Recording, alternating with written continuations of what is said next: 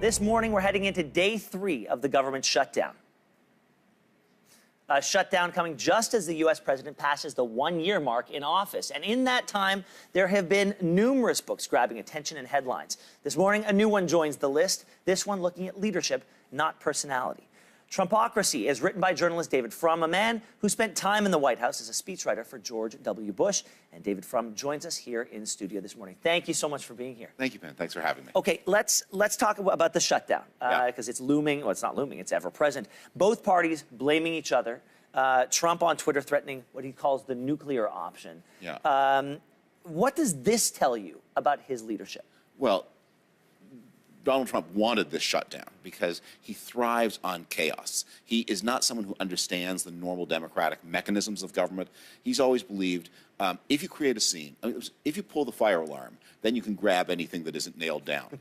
and that's been his method. So he's hoping to do better out of chaos than he would out of regular government. But as the deal maker in chief, this is what the American people were sold. This doesn't hurt his brand?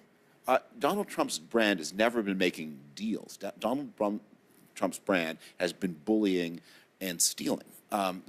He is the least bankable name in New York real estate. No one in the business world ever took seriously the idea of Donald Trump as a great businessman. What has happened as he's come into power is he's gained impunity for a lot of things that are really shocking. For example, right now, Donald Trump is receiving millions of dollars, we don't know how many, maybe tens of millions of dollars, in payments from foreign partners in places like the Philippines and Turkey.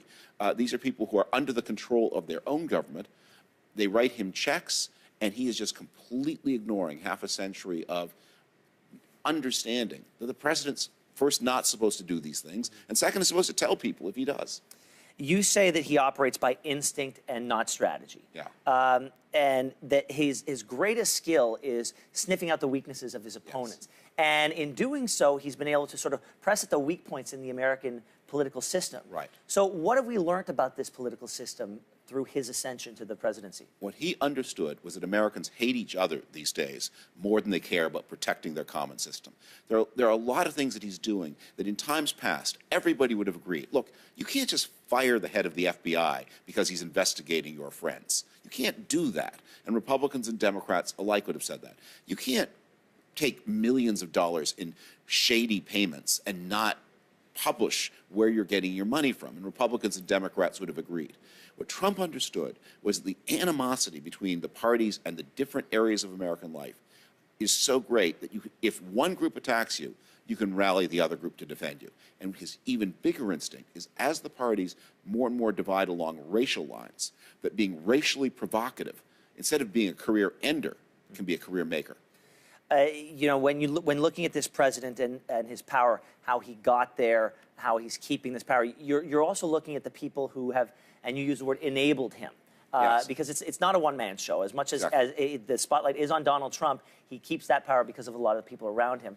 Who are these people that you say enable him? Well, the most important and immediate enablers are the Republicans in Congress. The idea was always that Congress would check the president, the famous checks and balances, but they've got a deal where Congress wants to do, the Republicans in Congress want to do very unpopular things.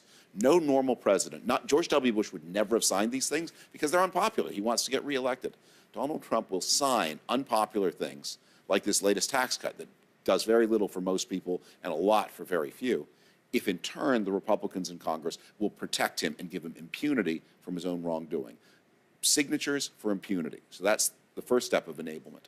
Then the larger party in the country, they enable him because they have become so angry at a country that is changing, that is becoming younger, that is becoming darker, and they are so losing faith in democracy that this authoritarian president seems to them their last chance.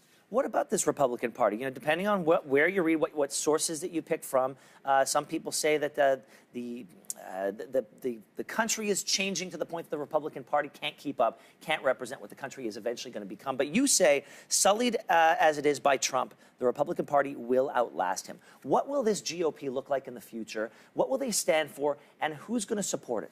Well, the Republicans are coming to a fateful choice. The path they're on right now, and the path I'm trying to pull them away from, is to say, right, our ideas can't win in this new country, but if we could somehow knock off 10 or 12 or 14% of the voters, you know, through things at the state level that no one understands, changing the rules. We can disenfranchise just enough people that we'll remain competitive. And that is what has happened in states like Wisconsin and North Carolina. What I am hoping is that Republicans can understand democracies need stable democratic parties of the center-right that stand up for private enterprise, that stand up for low taxes. And you see successful parties like that in Canada, in Britain, in Germany. It can be done, and to become more of a normal rather than an extreme party of the center-right. Last week on this show, we spoke with Anthony Scaramucci. Yes. And I want to throw you to a clip about how he talked about this president and the future of a Trump administration. Let's take a look. He's got great political instincts, and my guess is he's going to adapt and pivot like a very good entrepreneur over the next 36 months, and he's going to win re-election. So he's got... All right, so there's a prediction for you. Yeah. What do you think of it? Well, what I think is interesting is that people around Donald Trump kiss up to him in a way that nobody who worked for George W. Bush would ever do, or no one who worked for Barack Obama would do. It's just embarrassing because, you know, your guy doesn't need that much kissing up and doesn't want it and doesn't trust people who do it. But there's what Donald Trump does to everybody in his orbit. He turns them into mini Trumps.